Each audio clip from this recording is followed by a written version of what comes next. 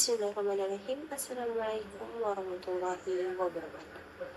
Alhamdulillahirabbil alamin. Wassalatu wassalamu ala asyrofil anbiya'i wal mursalin sayyidina Muhammadin wa ala alihi washabbihi ajmain. Amma ba'd. Selamat siang, salam sejahtera bagi kita semua. Di sini saya akan mempresentasikan makalah dari kelompok 7 sampai kelompok 12.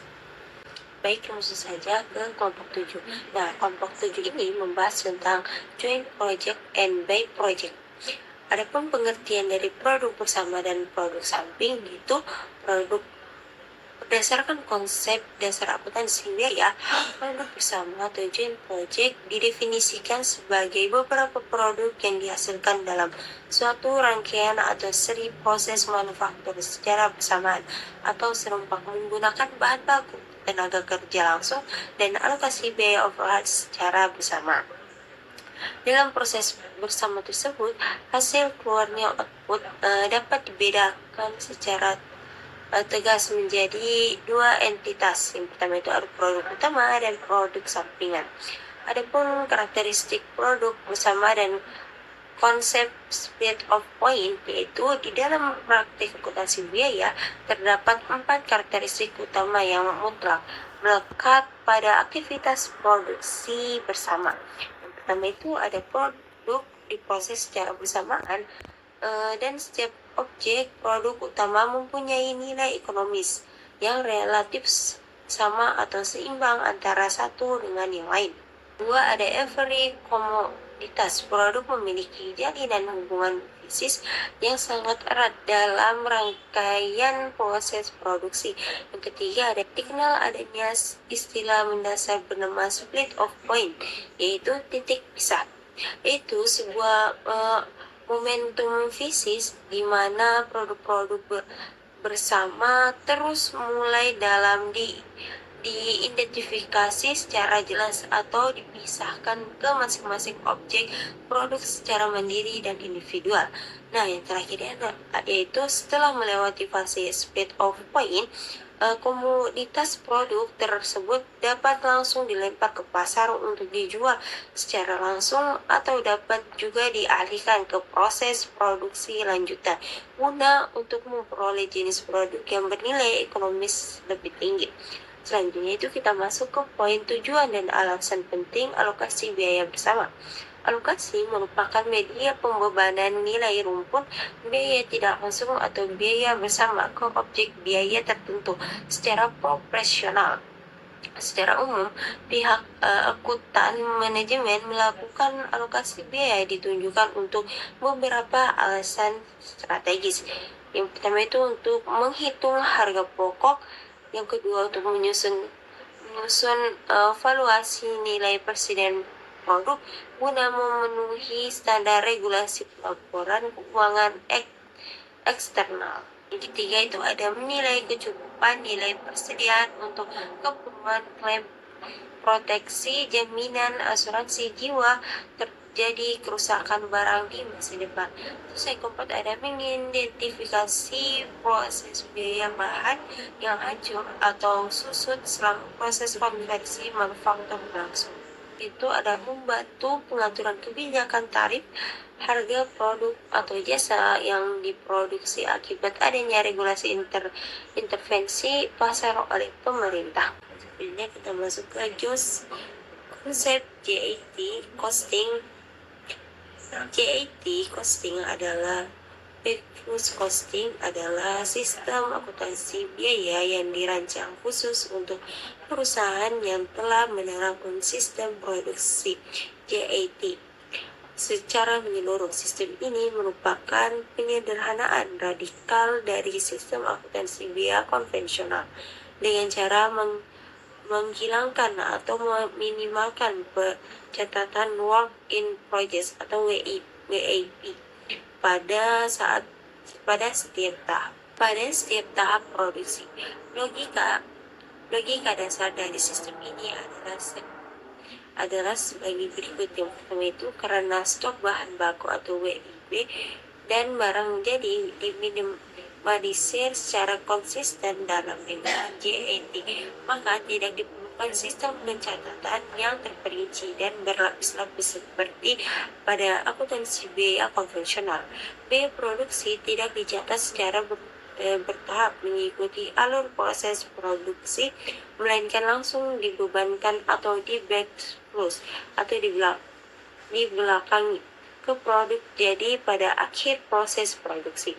Istilah backflow sendiri merujuk pada mekanisme penghitungan biaya yang dilakukan secara mundur, yaitu dari produk yang telah selesai diproduksi kemungkinan ditelusuri ke belakang untuk menentukan berapa biaya bahan baku dan biaya konversi yang telah dikonsumsi.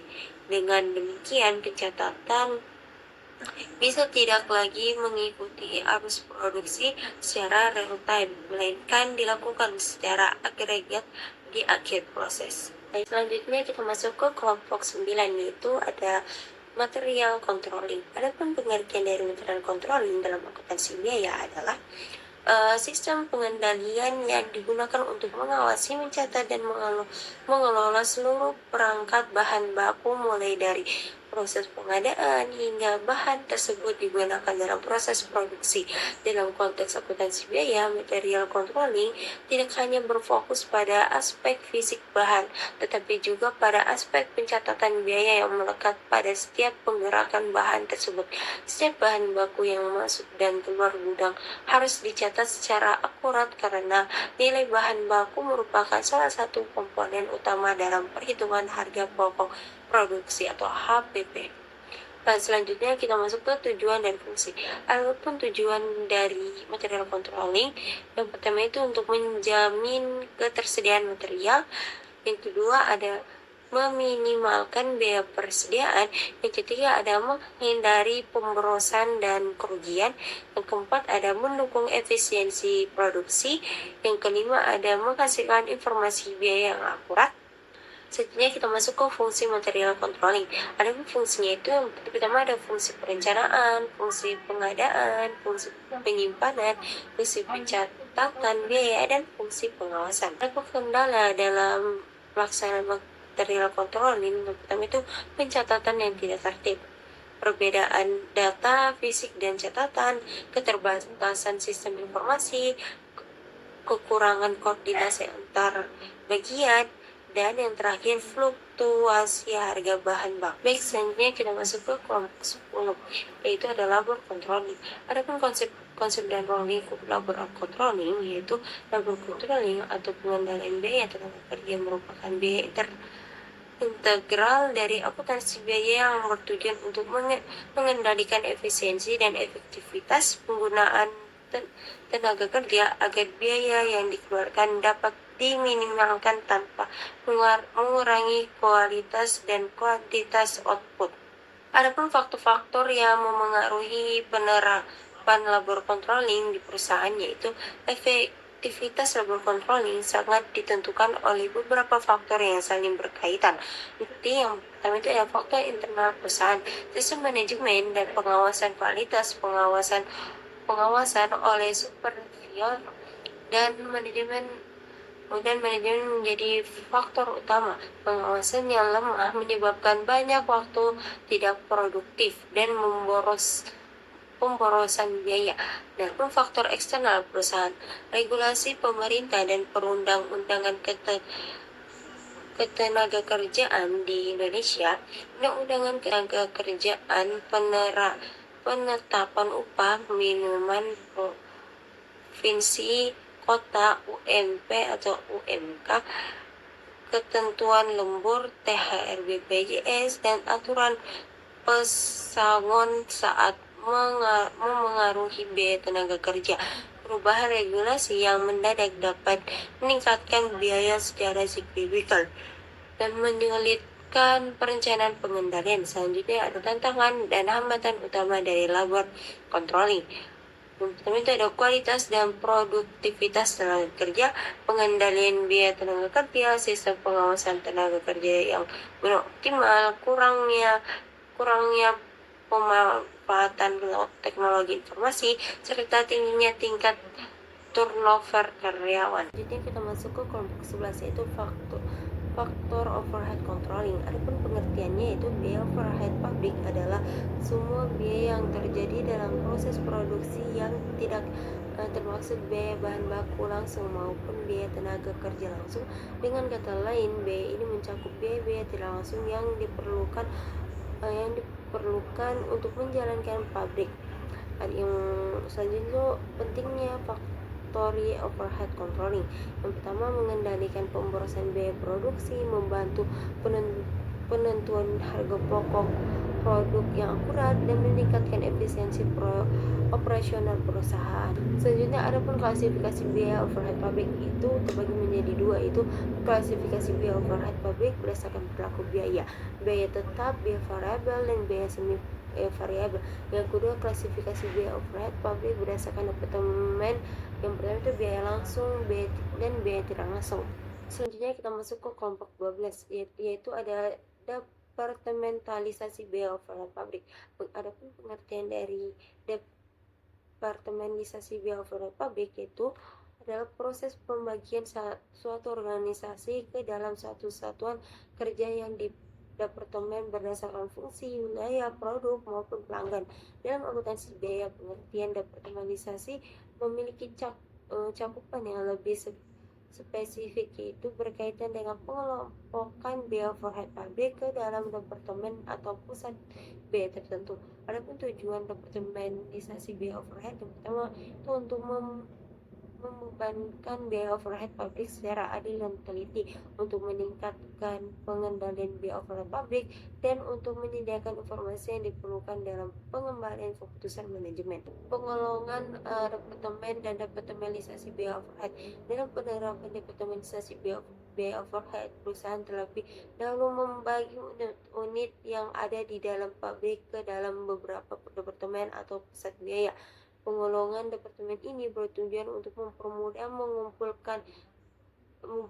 mengumpulkan pengalokasian serta mengendalikan biaya overhead pabrik, sehingga pembebanan biaya kepada produk dapat dilakukan secara lebih teliti dan akurat. Selanjutnya kita masuk ke kelompok 13 yaitu ada penerapan sistem biaya standar dan analisis varian.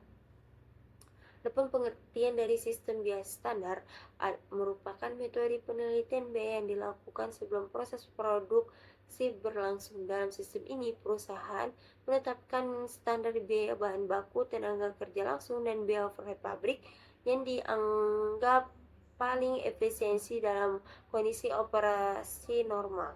Adapun tujuan dan manfaat sistem biaya standar yang pertama itu ada tujuan, yaitu sebagai alat perencanaan biaya, yang kedua sebagai alat pengendalian biaya, dan yang ketiga menilai efisiensi operasional perusahaan khusus dalam penggunaan bahan baku, tenaga kerja, dan biaya overhead pabrik. Adapun manfaat dari sistem biaya standar, yang pertama itu untuk mempermudah pengawasan biaya produksi, membantu mendeteksi penyimpanan biaya lebih cepat, meningkatkan efisiensi penggunaan sumber daya, mempermudah penilaian kinerja karena hasil yang dicapai dapat dibandingkan dengan standar yang telah ditetapkan, serta mendorong terciptanya pengendalian internal yang lebih baik sehingga risiko pemborosan dan ketidakefisienan dapat diminimalkan. Itulah materi yang dapat saya sampaikan, kurang lebihnya mohon maafkan. Wassalamualaikum warahmatullahi wabarakatuh.